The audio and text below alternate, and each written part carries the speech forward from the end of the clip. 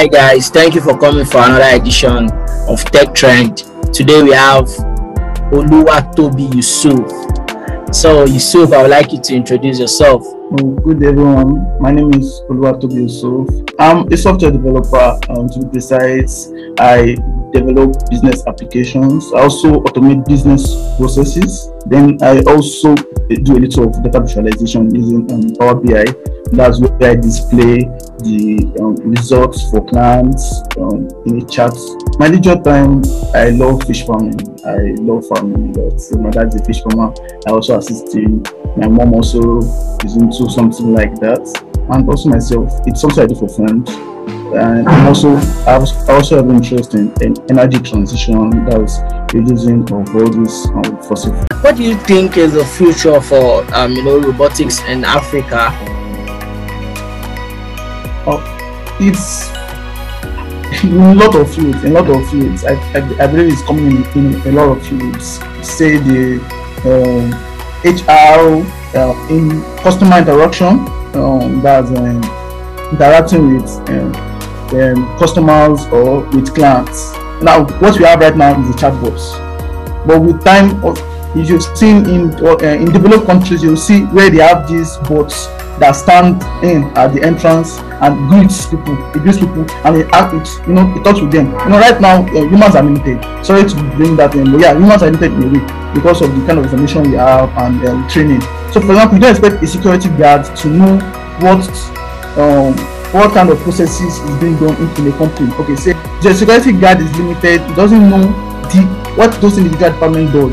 But when you have a bot in that, just to assist them at that point, what the bot does at that point is he knows all the information of what's going on. It's been integrated into the bot. So at this point, it does what the security guard does, and it does more effectively.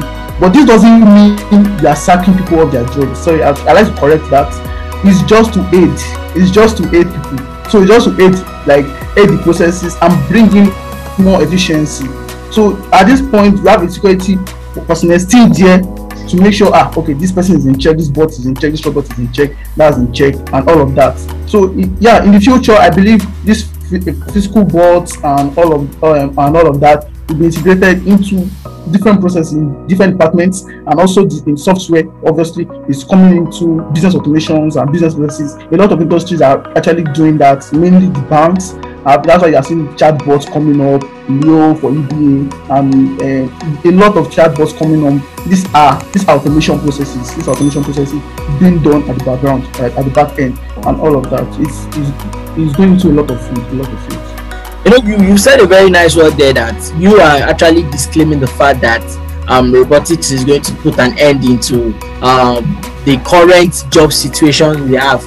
But do you really feel it's not going to put more pressure into the unemployment rate? Even looking at the part of Nigeria to be one of the epicenter for that globally, do you feel creating more automated processes where it's easier for people to get things done without even employing, do you think is not going to affect the employment rate we have in Nigeria and looking beyond all over Africa? Okay, I'd like to come in, and like I'll say, I'll be 100% sincere. When you talk of automation and business processes and all of that, robotic automation, what's my goal as a automation engineer or as a automation developer? My goal is to make things easy for people.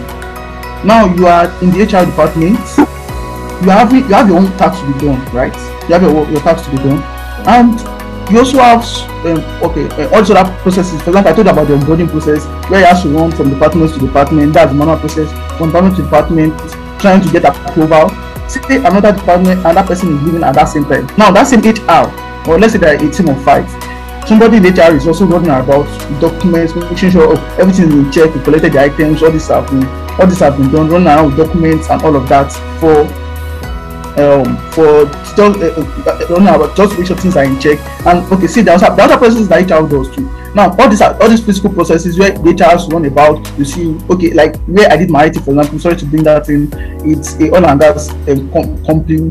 The HR is on the 9th floor, I'm in the engineering department, I'm on the 4th floor. Now, that HR, if he is going through the physical process, which he was actually going to, he has to come from the 9th floor to the 8th, to the 4th floor to give documents. You can't be telling the manager, as an HR, you can't tell a manager, an engineering manager to come to your office.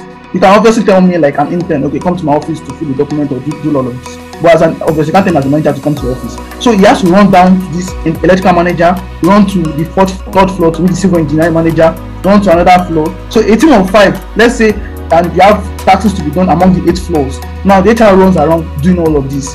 While I'm mentioning HR, all the departments are into this. But HR is more this one of the departments benefits the most, but it benefits all the departments. It's actually sales also another department. I'm using HR because this is what people can relate with. People know what HR does.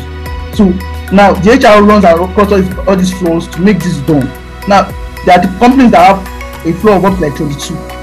Now with these processes that I've done, this automation I've done, it has reduced those physical contact, like running around, running to all those floors to do all of those tasks are being reduced. So it doesn't have to be the seat. When the seat is doing all of this and making sure, like I said, it's carried along. So it knows all of this is done. So me as an automation developer or automation engineer, what I'm doing is I allow this HR to see that all this is done, and I reduce the task for him to create more efficiency and make sure there is no mistake done. That's why I'm doing this. I'm bringing all these bots to make tasks easy and easily done. But where the issue of unemployment now comes in is, to sincere, is the part of selfish employers.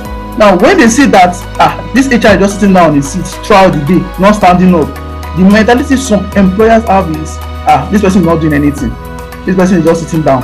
And like I said, the tax is being reduced. So obviously, the HR might have a little more free time where he can rest. Obviously, you need to rest, we need to be more efficient. Where he can rest and have a little time for himself instead of running around throughout the day and even doing overtime, which are not good for.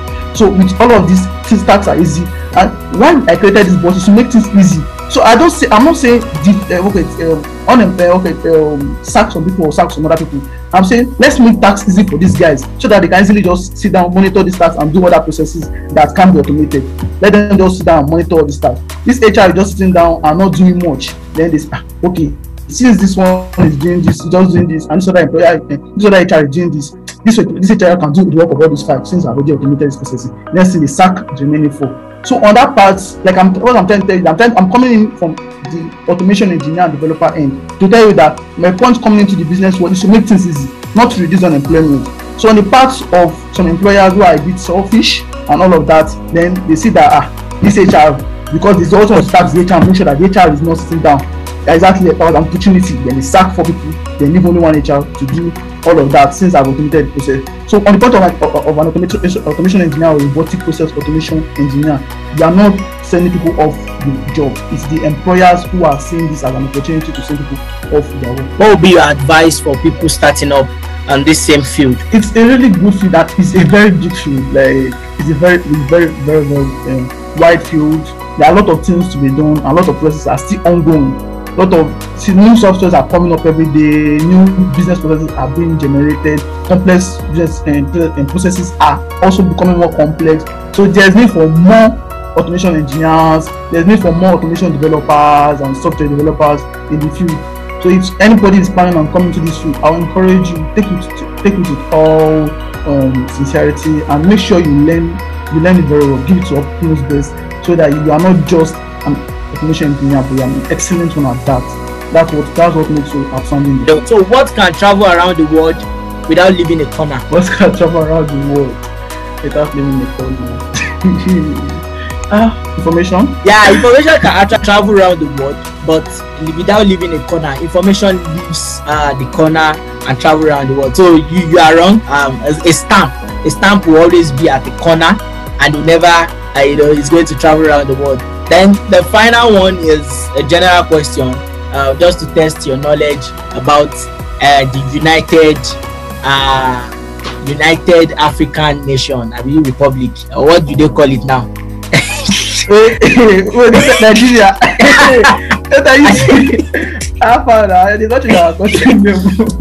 So when was the amalgamation that led to this United Africa Republic, or sorry, better still called Nigeria?